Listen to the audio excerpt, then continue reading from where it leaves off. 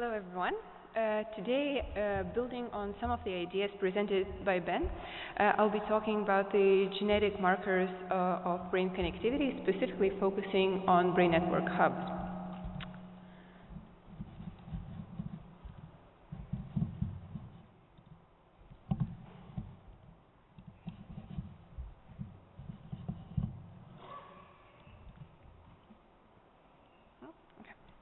So, brain is a multi-scale network, and it can be looked at different resolutions. So first, within the structural framework, we can look at the brain at the nanoscale through the synaptic interactions. We can look at the microscale connectivity between individual neurons. We can also look at the mesoscale connectivity in the neuronal circuits, and also at the microscale, we can investigate the regional connectivity between individual brain regions. At each of those resolutions, we can apply graph theory to sort of systematically represent our complex network in a simpler way that allows us to investigate those complex networks. So if we want to investigate the microscale connectivity in the graph theory way, we first need to define our nodes and edges. So nodes would be the regions of the brain, and the edges would be the connections between them. Then we can render our graph into a two-dimensional matrix, and then we can analyze the topological property of interest that we're looking at. For this talk, I'll be focusing on the one particular property, so the property of hubs and the rich club connectivity in the brain. So these nodes presented in red here have a high number of connections. These are called hubs. And in addition to having a high number of connections, they're also more densely interconnected between each other than would be expected purely by chance. This is called a rich club organization, and this phenomenon could be quantified using a simple formula. So in this example, we say divide nodes into hubs and non-hubs, and then we can calculate the density of the subgraph between hubs. So if that density of the subgraph is higher than would be expected by chance in a randomized version of the same network, this serves as the evidence for rich club organization within the network. Hubs and rich club in general is quite widely distributed in the human brain. It lies in the medial, parietal, and also temporal areas of the brain and the subcortex.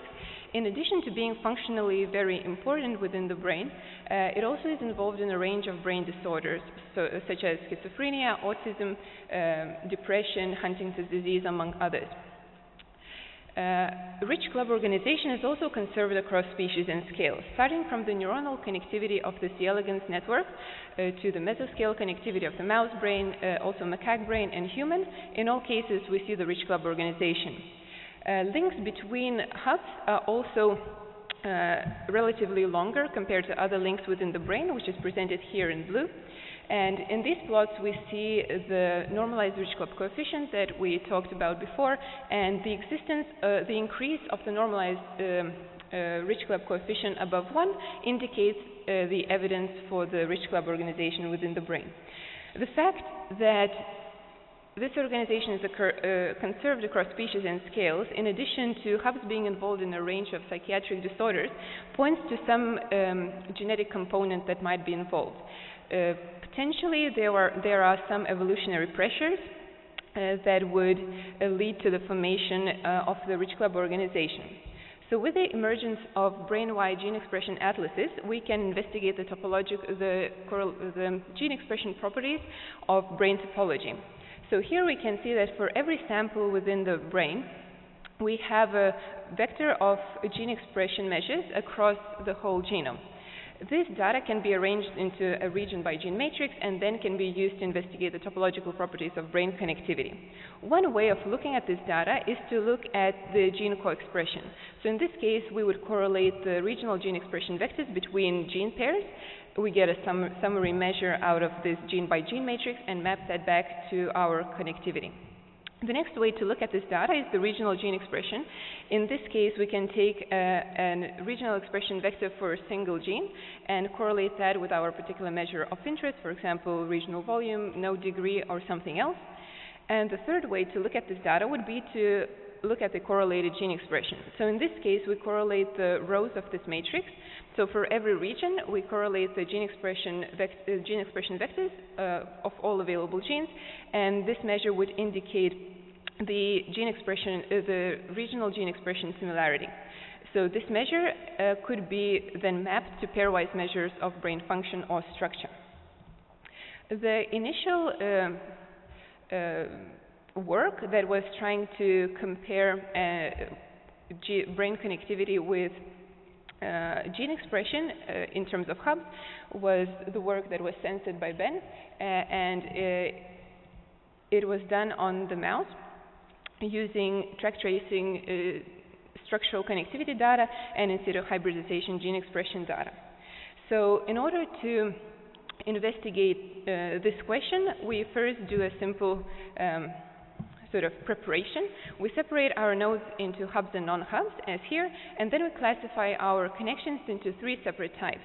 So into rich, feeder, and peripheral. Rich links would be the links between hubs, feeder links would be between hubs and non-hubs, and peripheral links would be between two non-hub regions.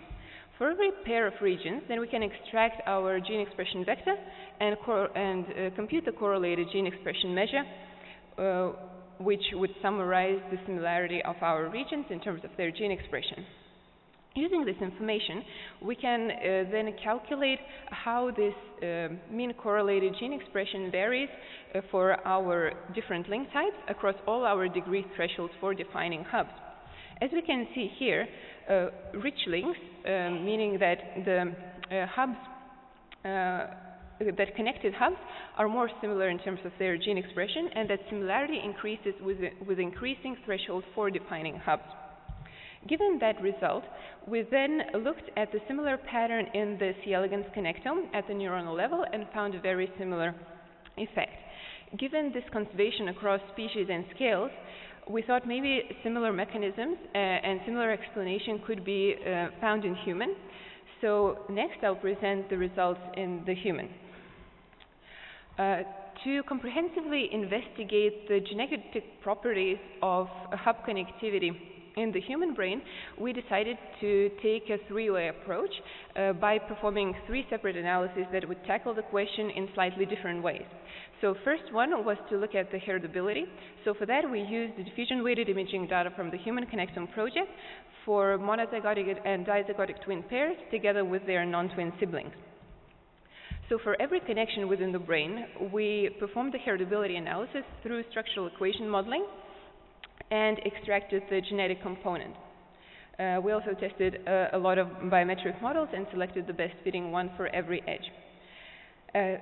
Applying the same general logic as we did previously with the gene expression data, we can now plot the mean edge heritability as a function of degree for all our link types. So here we can see that connections between hubs, so the rich links, are increasingly more heritable with increasing degree threshold for defining hubs.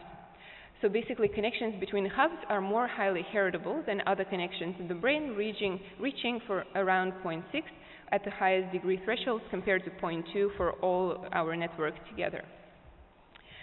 To tackle the question what specific genes might be involved in driving the individual variability in hub connectivity within the brain, we looked at the genotyping data.